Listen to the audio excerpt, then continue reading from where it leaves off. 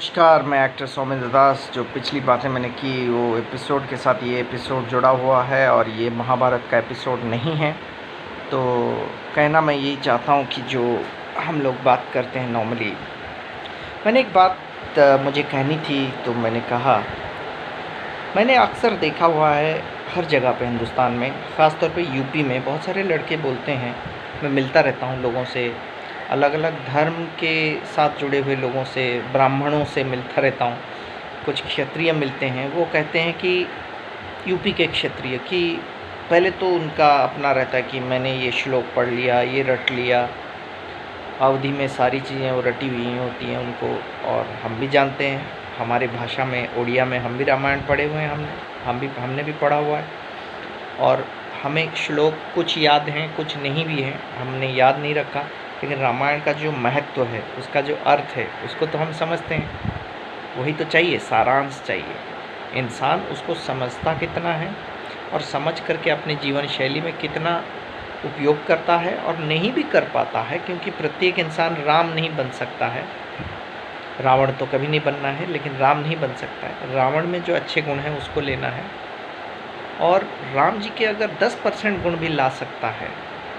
सबसे पहले तो राम जी कहते थे कि किसी भी ज्ञान, किसी भी चीज़ का स्वयं अपना बखान मत करो कि मैं ये जानता हूँ, मैं ये जानता हूँ, मैं ये श्लोक जानता हूँ, ये करता हूँ। खैर, ये एक बात है। तो पॉइंट इज़ दैट कि वो ये कहते हैं, मैंने देखा बड़े रावण की बड़ी तारीफ़ होती है वहाँ पे, हर जगह बहुत सारे लोग हैं। उनसे पहले ही पूछो, कभी भी रावण की बात होती है तो वो कहेंगे रावण जो है वो आपको पता है, वो तो सब कुछ उसको मालूम था, वो ऐसा करता था, वैसा करता था। मैंने कहा क्या करता था? ना उसको सब मालूम था, वो तो जानबूझ के सीता माता को उसने हर लिया था, जानबूझ के मारीच को भेज दिया था, जानबूझ के मारीच को जो सोने का मृग बना के भेजा था। तो हमने कहा अगर उसको सब मालूम था तो उसने ऐसा क्यों किया भाई? आज उसको, रावण को हम जला रहे हैं प्रत्येक दशहरा में, आज भी हम रावण को ही जला रहे हैं। कोरोना जो है रावण का ही एक रूप है। तो ये आपको पता है क्या? लेकिन कहने लगे कि नहीं जी, अब ये ऐसा नहीं है। वो आर्ग्यूमेंट करने लगते हैं, तर्क करने लगते हैं। तो मेरा तर्क ये है कि कभी भी एक नकारात्मक व्यक्ति को, जिसकी वजह से रामायण हुआ, जिसकी हरकतों की वजह से स्वयं प्रभु को जन्म लेना पड़ा और उसकी मृत्यु का कारण बनना पड़ा, मुक्ति उसको मिली लेकिन उसको मारना पड़ा, अधर्म और अन्याय का विनाश करना पड़ा। जैसे कि दुर्योधन महाभारत में अधर्म और अन्याय का एक सबसे बड़ा संकेत था, सबसे बड़ा प्रतीक था। तो उसका विनाश करने के लिए प्रभु श्री कृष्ण आए थे, स्वयं नारायण। तो स्वयं नारायण यहाँ पे राम बन के आए थे। रावण जो है क्यों अधर्मी है, क्यों अन्यायी है? ज्ञान रट के, पढ़ के, जान लेने से ही केवल आप ज्ञानी नहीं बन जाते हो। भगवान श्री कृष्ण ने गीता में कहा है कि जो ज्ञानी बनकर अज्ञानी बनता है, अज्ञानी मतलब आपकी आँखों के सामने ये जो शरीर है, थोड़ा सा स्पिरिचुअल बात कर रहा हूँ, शरीर ईश्वर ने दिया है, लेकिन जो आत्मा बसता है शरीर के अंदर, जो कि वस्त्र की तरह प्रत्येक शरीर में घुसता है और फिर एक शरीर को त्यागने के बाद फिर मृत्यु के बाद दूसरे शरीर में जाता है, जब तक उसका जन्म मृत्यु का चक्र चलता है। ये हमारा हिंदू धर्म है, धर्म यही है। तो बेसिकली आत्मा ही सब कुछ है, शरीर कुछ नहीं है कहते हैं, लेकिन शरीर आत्मा का ही हिस्सा है। तो मैं एक आत्मा हूँ, मेरे ऊपर शरीर है, तो उसका ध्यान रखना मुझे ज़रूरी है। लेकिन कितना ध्यान रखना है? उसमें जो इंद्रियां हैं, आँख, कान, ये जीवा, दांत हो गया और मन हो गया सबसे बड़ा इंद्रिय, और भी तमाम चीज़ें हैं, और शरीर में 9 द्वार हैं। तो ईश्वर ने कहा कि उसको अपने नियंत्रण में रखना है। अर्जुन को उन्होंने कहा उसके वश में नहीं हो जाना है। जब आप उसके वश में हो जाते हो तो शरीर आपके ऊपर हावी हो जाता है। तो आप क्या करते हो? आप गलत काम करने लगते हो। मैं एक सबसे बड़ा बोलूँगा, हमारे जो शत्रु हैं उनमें से लोभ एक शत्रु है। जब लोभ बढ़ता है तो आदमी क्या करता है? करप्शन करने लगता है, तो पाप करने लगता है। तो अर्जुन ने पूछा कि पाप क्यों करता है इंसान? तो जब मनुष्य जन्म लेकर के आता है, एक परीक्षा की घड़ी होती है। ईश्वर कहते हैं कि आप इस परीक्षा में उत्तीर्ण हो जाओ, देखते हैं कि मैं इसके सामने रखता हूँ ये चोरी करता है कि नहीं, या कुछ ऐसे कांड करता है कि नहीं। अगर नहीं करके वो अपने आप को, अपनी आत्मा के ऊपर फिर ध्यान देता है कि यार ये अंदर से मेरी आत्मा जो है परमात्मा से जुड़ी हुई है, परमात्मा का अंश है, मेरे अंदर स्वयं परमात्मा है, तो मैं ऐसा नहीं करूँगा, फिर नहीं करेगा वो। यही फ़र्क है एक अच्छे इंसान और बुरे इंसान में, यही फ़र्क है श्री राम में और रावण में।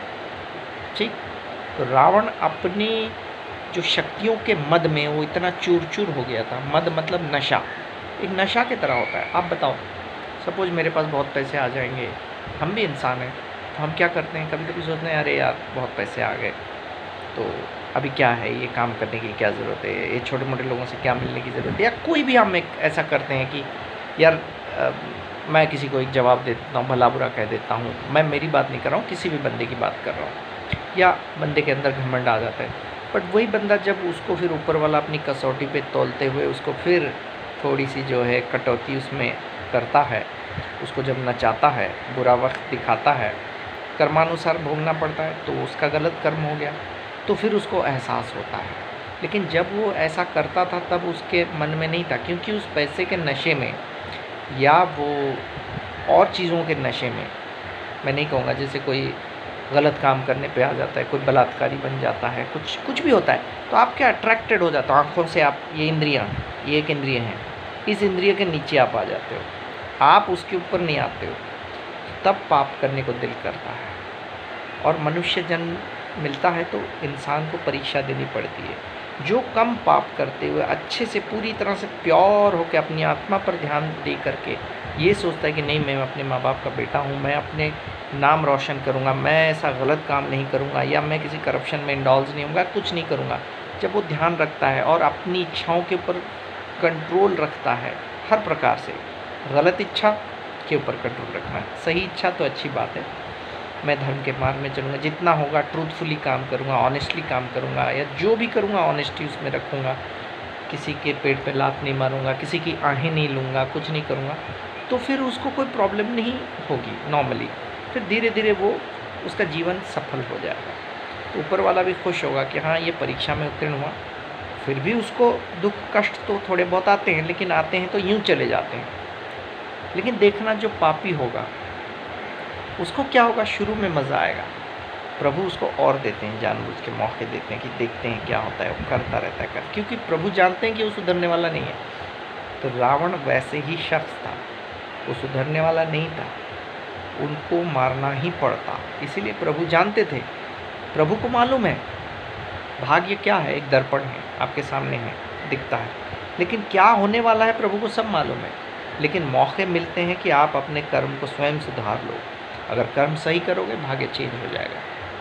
तो रावण क्या उसको मौका मिलता, जिस वक्त मौके मिले थे, विभीषण की तरह भी जा सकता था वो। विभीषण शरण में क्यों आ गए, वो भी तो राक्षस कुल में जन्म उन्होंने भी तो लिया था, कुंभकर्ण ने भी जन्म लिया था, इंद्रजीत ने भी जन्म लिया था, काफ़ी हद तक उन्होंने अपने आप को चेंज किया। लेकिन रावण में कोई परिवर्तन नहीं है, ये जानबूझ के नहीं था। रावण महापंडित थे जब वो पढ़ाई कर रहे थे, क्योंकि जब उस समय सतयुग, कलयुग में, द्वापर युग, त्रेता युग में जब कोई भी बंदा या कोई भी व्यक्ति जब जन्म लेता है मनुष्य रूप में और वो ब्राह्मण होता है, बहुत पांडित्य उसके अंदर होता है, तो वो पढ़ाई लिखाई के माध्यम से, अध्ययन से धीरे धीरे वो अपने योग माया से वो जान लेते हैं कि हाँ मेरे जन्म का क्या अर्थ है। तो ब्रह्मा जी ने एक दफ़ा उन्हें बताया था कि तुम्हारी मृत्यु का कारण प्रभु श्री राम बनेंगे और आएंगे, स्वयं नारायण आएंगे, और तुम जानते हो तुम्हारा क्या है। तो जब पहले युग में वो द्वारपाल बना था, जय और विजय में से एक था वो, मुझे नाम नहीं याद आ रहा है, एक जय था एक विजय था, वो कुंभकर्ण एक बने और एक रावण बने और एक विभीषण बने। तो उनको उस समय पता था, उन्होंने प्रभु को कहा था प्रभु ये मेरे को ये श्राप लग गया। तो वो श्राप क्यों लगा, प्रभु ने बोला श्राप तुम्हें इसलिए लगा क्योंकि अभिशप्त जीवन जो तुम्हारा है, तुम्हारे मन में पल भर के लिए घमंड आ गया था, अहंकार आ गया था, उस अहम की वजह से उसे जन्म लेना पड़ा। लेकिन जन्म लेने के बाद में भी अगर वो सुधर जाते तो उन्हें इतना बड़ा दंड नहीं मिलता, हो सकता है जीते जी उन्हें मोक्ष मिलता, उन्हें और भी राज करने का मौका मिलता। विभीषण को क्यों आना पड़ा, प्रभु का उद्देश्य क्या था, केवल अपनी भार्या की रक्षा करना नहीं था। उनके माध्यम से, वो तो स्वयं माता लक्ष्मी थी, उन्होंने भेजा था कि जाओ, आपका हरण होगा, और आपका हरण होने से क्या होगा, उसे मौका मिलेगा अपने पाप के ऊपर अपने आत्मचिंतन करके। जब इंसान आत्मचिंतन करके अपनी गलतियों पर काबू पाता है और जाके प्रभु के शरण में चले जाता है, जैसे विभीषण गए, विभीषण ने कोई गलती नहीं की थी, लेकिन उन्होंने जाके बोला, हे प्रभु मेरे से गलती हो गई, क्योंकि मैं अपने राज्य को बचाऊंगा और मैं बचाना चाहूँगा, इसीलिए आपके शरण में आया। और शरणावत्सल श्री राम, जो कि विभीषण उनके इतने बड़े भक्त थे, तो उन्होंने उनके ऊपर हाथ रख लिया। तो जब इंसान शरण में जाता है, अपनी गलतियों के ऊपर काम करता है, जैसे कि इस वक्त कोरोना के समय में बहुत सारे लोगों के मन में आता है, यार मैंने सोचा था इस वक्त मेरा इतना हो जाएगा, बिजनेस में प्रॉफिट, इसमें हो जाएगा, इसमें हो जाएगा, देखो प्रभु ने बंद कर दिया। तो यह घड़ी है प्रभु के शरण में जाने की घड़ी है। अपनी गलतियों के ऊपर आत्मचिंतन करते हुए, सोल सर्चिंग जिसको कहते हैं, अपने मिस्टेक्स को एड्रेस करो एंड एलिमिनेट करो, उसको निकालो अपने जहन से, अपने दिल से, दिल दिमाग से, और अपने कर्म में परिवर्तन लाओ, फिर देखो अच्छा हो जाए। और जो नहीं सुधरने वाले फिर तो कुछ नहीं कर सकते, लेकिन जो सुधरने लायक हैं, हम सब अच्छे हैं। बुराई अगर 10% है तो 5%, 10%, 6%, 0% हो जाएगी धीरे धीरे, तब सत्युग आ जाएगा। ऐसा नहीं है, आज भी सत्युग हो सकता है, बस यहाँ से आपको सत्युग वाली स्थिति बनानी है, दिल से बनानी है, दिल और दिमाग से। तो कहने का अर्थ ये था कि रावण एक पाप, अधर्म, अन्याय का प्रतीक था। वो मोह के वश में आ गया था, इंद्रियों के वश में आ गया था, उसे कोई ज्ञान की बातें नहीं मालूम थी। तो कहने की बात है, जो मैंने वहाँ अधूरी छोड़ी थी, कि जो ज्ञान है और अज्ञानता है वो वही है। जो पापी होता है वो ज्ञान का कोई वैल्यू नहीं रहता है, कोई अर्थ नहीं रह जाता है, वो सबसे बड़ा अज्ञानी और मूर्ख होता है। और तब भगवान ने बोला ज्ञान योग और एक भक्ति योग उन्होंने गीता में पढ़ाया था। और वही चीज़ रामायण के युद्ध के दौरान भी उन्होंने विभीषण को बताया था कि रावण के सामने ज्ञान का बखान करने से कोई फ़ायदा नहीं है, क्योंकि वो इंद्रियों के वश में आ गया है, वो मोह के वश में आ गया है, लड़की के मोह में पड़ चुका है, पराई स्त्री को हरने की कुचेष्टा उसने की है। और उसकी वजह से और तमाम जो राक्षस हैं वो कहीं बहकावे में आके ऐसे कांड ना कर लें, इसीलिए समग्र नारी जाति के सम्मान की रक्षा करने के लिए उसकी मृत्यु होना अति आवश्यक है। मुक्ति मिलना और बात है, मुक्ति तो मिलेगी, लेकिन मुक्ति ऐसे भी मिल सकती थी अगर वो अपने पाप के मार्ग को छोड़ के प्रभु के शरण में आ जाते हैं। तो इसलिए प्रभु ने स्वयं बोला उसे कुछ समझा के फ़ायदा नहीं है, काफ़ी हमने मौके दिए, उन्होंने बहुत सारे अवसर दिए कि रावण आ जाए, वैदेही को सम्मानपूर्वक आके ले जाए, आके छोड़ दे, सम्मानपूर्वक छोड़ दे प्रभु के सामने, या प्रभु से वो इजाज़त मांगते कि क्या करें, मेरे से गलती हो गई, आप बताइए प्रभु। अगर वो जानते थे सब कुछ तो वो आ सकते थे। तो कहने का मतलब है रावण को सब कुछ मालूम था, यह संपूर्ण गलत है। रावण एक आत्मा, एक शुद्ध आत्मा उस समय थे, लेकिन शाप के कारण, थोड़ा सा अहंकार आने के कारण, क्योंकि उसकी कहानी मैं अलग से बताऊंगा, सतयुग में कैसे वो द्वारपाल थे, कैसे वो हुआ, उनको जन्म लेना पड़ा। एक आम मनुष्य की तरह उन्होंने जन्म लिया एक राक्षस कुल में, और उस समय उन्होंने अपनी शक्तियों को अपने कंट्रोल में नहीं रखा, शक्तियों के वश में वो खुद आ गए, शक्तियों के मद में चूर चूर हो गए, और फिर उनके अंदर अहंकार, घमंड सब कुछ आ गया, जो कि एक बुरे व्यक्ति के अंदर आ जाता है। जैसे कहते हैं ना, एक छोटी जात, देखो ब्राह्मण कुल में जन्म लेकर के भी उसने दिखा दिया कि मैं छोटी जात का हूँ। मतलब छोटी जात बोल के ऐसी कोई बात नहीं है। जो बंदा थोड़ी बहुत कुछ हो जाता है तो उछलने लगता है। शिव जी ने उन्हें सारी शक्तियाँ दी, ब्रह्मा जी ने दिया, उन शक्तियों का सही उपयोग करने के लिए उन्होंने दिया था, लेकिन उन्होंने उसका दुरुपयोग किया और घमंड बढ़ गया। तो उन्होंने अपने आप को नियंत्रण में नहीं रखा। तो उस समय उन्हें कोई होश नहीं था, उन्हें पता ही नहीं था सामने कौन है, स्वयं नारायण युद्ध कर रहे हैं, उनके साथ युद्ध करने चल गया था, चल पड़ा था। लेकिन जब यहाँ पे उसको वो तीर लगा, प्रभु श्री राम ने जब ब्रह्मास्त्र का प्रयोग किया, उस वक्त उसने सामने देखा, और सामने जब देखा उसे महसूस हुआ कि ये कौन है। स्वयं उनको नारायण का दर्शन उन्हें हुआ, जिस नारायण को उन्होंने चक्र, सुदर्शन चक्र छोड़ा, वो तो प्रभु की लीला थी, क्योंकि उस आशीर्वाद का मान तो रखना था जो शिव जी ने दिया था कि कोई उसे नहीं मार सकता है, देव दानव और ये तो उन्होंने जब सुदर्शन चक्र छोड़ा तब प्रभु को क्या मालूम नहीं था, लेकिन उस वक्त भी उन्होंने देखा कि इसके मन में घमंड आता है कि नहीं, तो उसको और भी घमंड आ गया कि मेरे को तो कोई नहीं मार सकता है। तो ये अधर्म और अन्याय का प्रतीक है। और फिर ब्रह्मास्त्र में जब लगा तो उस समय उसे दर्शन हुआ कि अरे ये तो स्वयं नारायण है, तो श्री राम कह के मरा। मृत्यु से चंद दिन पहले उसे थोड़ा बहुत आभास हो गया था, लेकिन अहंकारी, ऐसा नहीं कि मैं उन्हीं के हाथों में मरना चाहता हूँ, नहीं मर के भी वो मुक्ति। तो क्या विभीषण को मरना पड़ा? विभीषण क्या अधर्मी था? विभीषण ने भी तो जन्म लिया था। और भी तमाम लोग हैं, उन्हें क्या ऐसे प्रभु के हाथ में मरना पड़ा? मरना तो एक न एक दिन सबको होता है, लेकिन क्या ज़रूरी थोड़ी है मैं जानबूझ के पाप करूँ? तो ये लॉजिक सही नहीं है। मैं दूसरा आपको बता रहा हूँ, अधर्म और अन्याय के प्रतीक जब था, अधर्म और अन्याय के जब प्रतीक वो थे, उस वक्त और एक चीज़ हुआ था कि उन्होंने एक पराय स्त्री का हरण किया था। एक महान पंडित ऐसे काम कभी कर सकते हैं? कितने बड़े योद्धा हैं, कुछ भी है। अगर योद्धा थे तो शिव धनु उठाने वो भी गए थे, शिव धनुष को उठाने वो भी गए थे, क्यों नहीं उठा पाए? सुग्रीव के हाथों भी उनको एक समय पे ऐसा हो गया था कि वो पराजय स्वीकार करना पड़ा था। बाली के सामने भी वो हार गए थे। तो ऐसा नहीं थे कि महान योद्धा थे तो सब कुछ थे, ऐसा नहीं है। उनका इतना बखान नहीं करना चाहिए। अगर ऐसे कांड नहीं करते, ज्ञान का अर्थ वो रखते, तो उनका उदाहरण देना चाहिए। और अगर ऐसी बात होती तो उन्हें जलाया नहीं जाता। क्यों हम जलाते हैं रावण को हर दशहरा पे? कि अधर्म और अन्याय के सबसे बड़े प्रतीक को, सबसे बड़े संकेत को हमें जला करके नष्ट कर देना है, अंधकार को दूर भगाना है। कि कोरोना रूपी अंधकार को भगाना है और हमें आलोक का प्रकाश करना है, राम राज्य स्थापन करना है, राम राज्य की स्थापना करनी है हमें। दूसरी बात यह है कि आपको नहीं पता होगा, वही रावण फिर कंस बन के महाभारत में पैदा हुए थे। तो क्या कंस को सब मालूम था कि मैं पैदा हुआ था? वो भी तो नारायण के हाथों मरा था। क्यों मरा था? तो क्या वो जानबूझ के अपनी बहन के बच्चों को मार रहा था? स्वयं नारायण के 7 भाइयों को मार चुका था जब नारायण भगवान को जन्म लेना पड़ा। कितना कष्ट हुआ था कृष्ण भगवान को। उन्होंने स्वयं बोला कि मैं क्षमा करने की क्या बात करते हो, मैंने तो उनके साथ मेरे 7 भाइयों को उसने मारा था, तब भी मैंने क्षमा कर दिया था। जब सीता को रावण ने हारा था तभी राम जी ने क्षमा कर दिया था।